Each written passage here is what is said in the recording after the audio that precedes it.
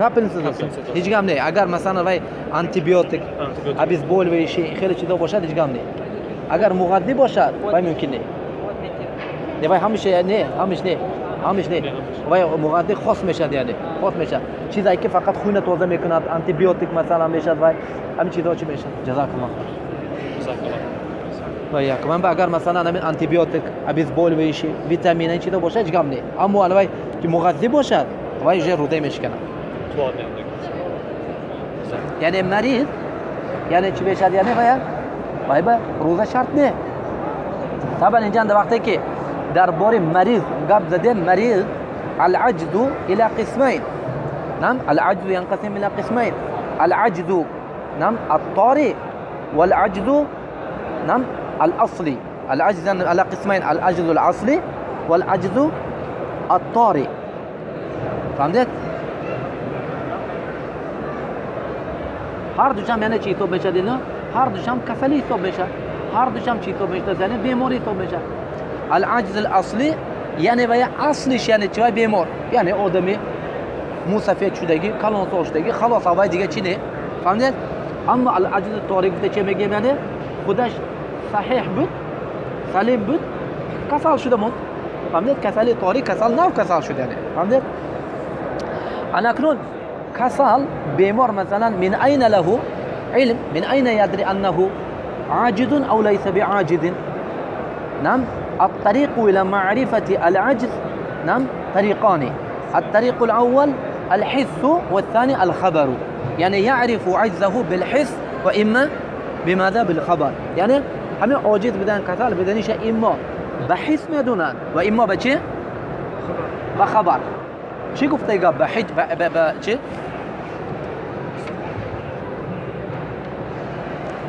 از کجا میاد به حس یعنی خودش حس میکند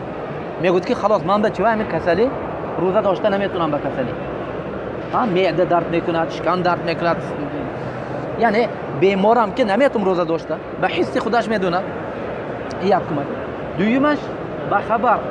خبر یعنی وای بچه میتیان یعنی معناش خبر میتیان که خبر میتیان اهل اختصاص طبیب ها خبر میتیان که میگن که تو چی روزه داشته نمیتونی یعنی روزه تو به ضررشه فهمیدید اینجا یعنی اهل اختصاص که گفتیم یعنی شرط نه که وای اهل اختصاص یعنی طبیب مسلمان باشد حتی غیر مسلمان باشد که قولش چی ما قبول میکنیم اهم بشه از اهل چی باشد یعنی اختصاص باشد یعنی همین چی باشد یعنی اهل ساحه خود باشد یعنی وراج یعنی دکتری چی باشد یعنی ماهر باشد قولش قبول میکنیم ما فهمیدید همین به رسول صلی الله علیه و آله و سلم وقتی که عثمان ابن ابی العاص کسل شد چی گفت ادعو له الحارث ابن کلده و حارث ابن کلده کان مشرک بود به وجود همین دعوت کردن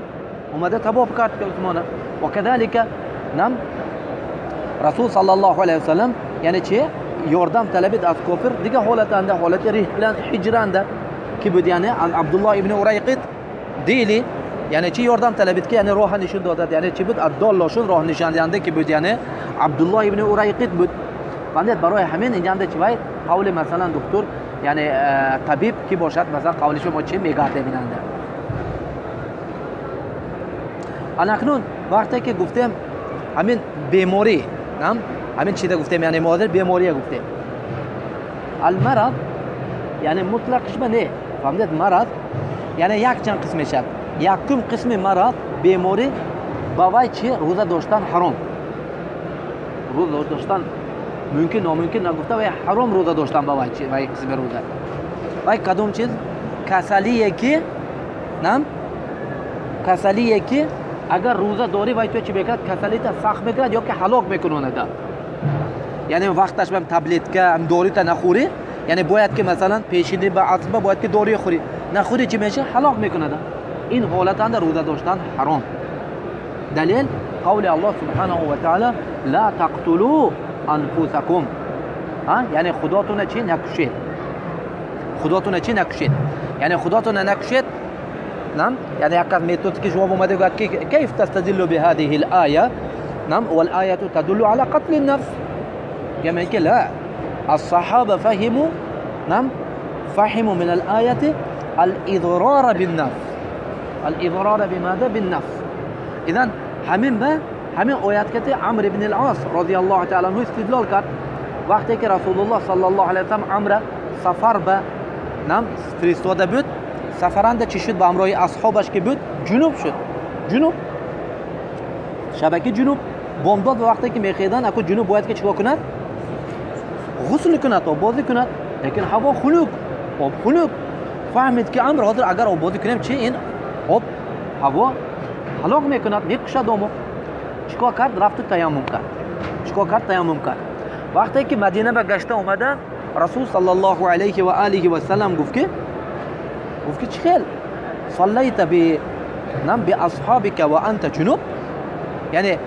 امام شده خوند تو حالت جنوبنده بعد امر به همین آیت استدلال یا رسول الله نعم قد قال الله عز وجل لا تقتلوا انفسكم فضحك رسول الله صلی الله علیه و سلم یا رسول الله تعالی گفت که لا تقتلوا انفسكم یعنی نفساتون نکشید نفساتون چی نکشید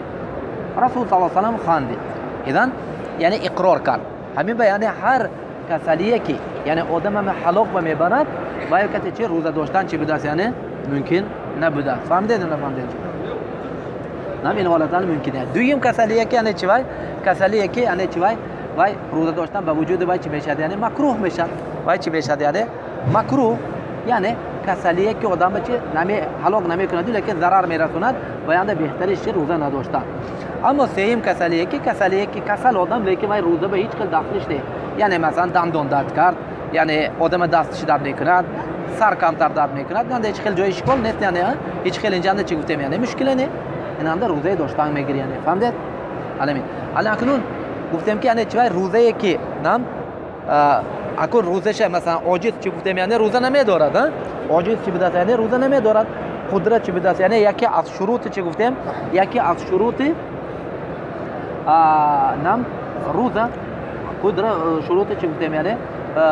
روزه گفتم الان اکنون همین صائم چیکار میکند یعنی قضا میکند یا که اطعام میکند نام چیکار میکند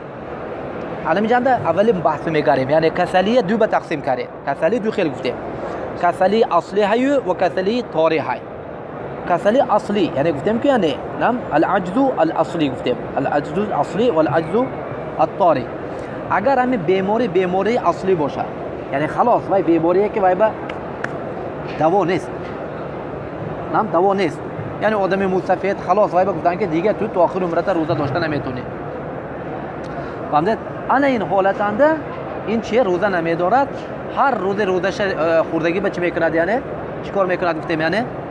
اطعام میکند یعنی یک مسکین به طعام میتید یک مسکین به چی میکند یعنی طعام میتید همین چی میشد کفایگی میکند یک مسکین به طعام که داد چی میشد کفایگی میکند انا اکنون مسکین به طعام دادن دو خیل میشد یک کم خیلش چی هر روزی خوردگیش یک مسکین به طعام میتید یک بار شکمش سیر میکنند یک بار چی میکند یعنی شکمش سیر میکنند و یا که مثلا دویم طریقش چی میکند